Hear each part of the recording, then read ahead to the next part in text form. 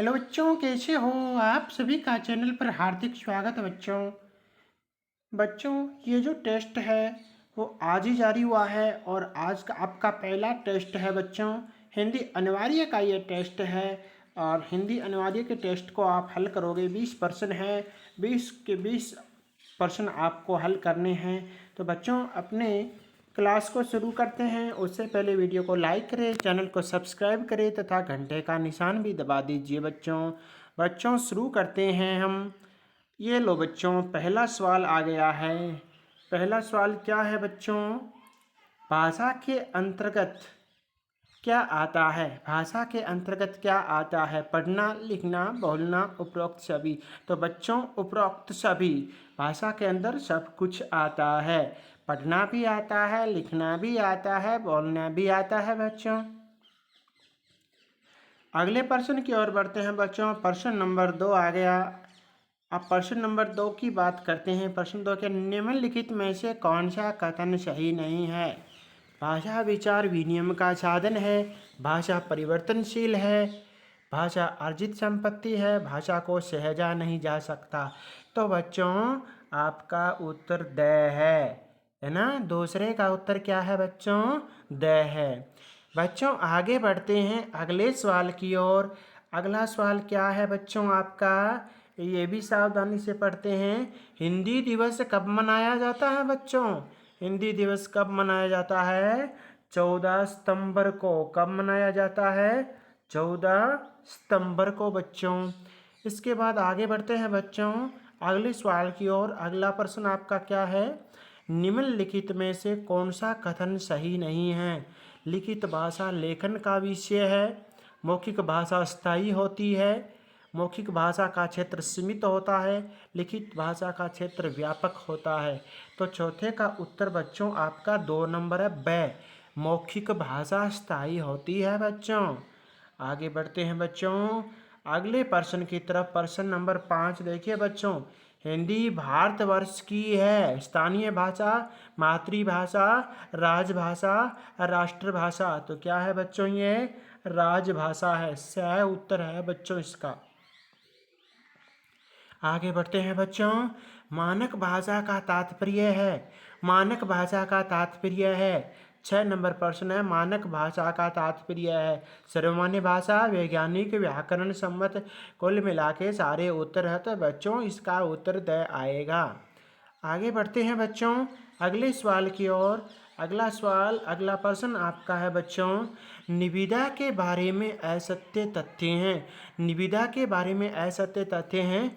निविदा एक लिखित वादा है, यहाँ सीमित अथवा खुली हो सकती है। निविदा केवल सरकारी विभाग प्रकाशित करता है। निविदा एक सूचना है। तो बच्चों 7वें प्रश्न का उत्तर आपका है यह सीमित अथवा खुली हो सकती है। ये गलत है बच्चों। तो आपका 7वें का उत्तर क्या हो गया बच्चों? ब हो गया। आगे बढ़ते हैं बच्चों अगले सवाल की ओर। अगला सवाल फिर आ गया है 8वां क्या कह रहा है? अच्छे कार्यालयी पत्र में क्या विशेषताएं होनी चाहिए बच्चों? अच्छे कार्यालयी पत्र में क्या विशेषता होनी चाहिए? संक्षिप्तता, शिष्टता, तारतम्यता, ये सभी बातें होनी चाहिए। तो आपका उत्तर द हो गया, उपयुक्त सभी बच्चों। आगे बढ़ते हैं बच्चों अगले सवाल की तरफ है। अगला सवाल अगला प्रश्न आ गया है प्रश्न नंबर 9 बच्चों। प्रश्न नंबर 9 क्या है? सरकारी एवं गैर सरकारी कार्यालयों में किसी कार्य को संपन्न करवाने हेतु सार्वजनिक रूप से जो सूचना प्रकाशित की जाती है उसे कहते हैं। सरकारी एवं गैर सरकारी कार्यालय में किसी कार्य को संपन्न करवाने हेतु सार्वजनिक रूप से जो सूचना प्रकाशित होती है वो क्या कहलाती है बच्चों? निविदा। क्या कहलाती है? निविदा कहलाती है। आगे बढ़ते हैं बच्चों 10 नंबर प्रश्न को। सरकारी एवं गैर सरकारी कार्यालयों में किसी कार्य को संपन्न करवाने हेतु सार्वजनिक रूप से जो आदेश जारी किया जाता है उसे कहते हैं, उसे क्या कहते हैं बच्चों? अधिसूचना। क्या कहते हैं उसे बच्चों? अधिसूचना कहते हैं।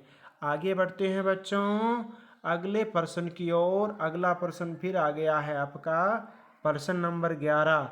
विज्ञप्ति के बारे में असत्य कथन है तो कौन सा है? ये अन्य पुरुष शैली में लिखी जाती है, इसमें किसी को संबोधित नहीं किया जाता है।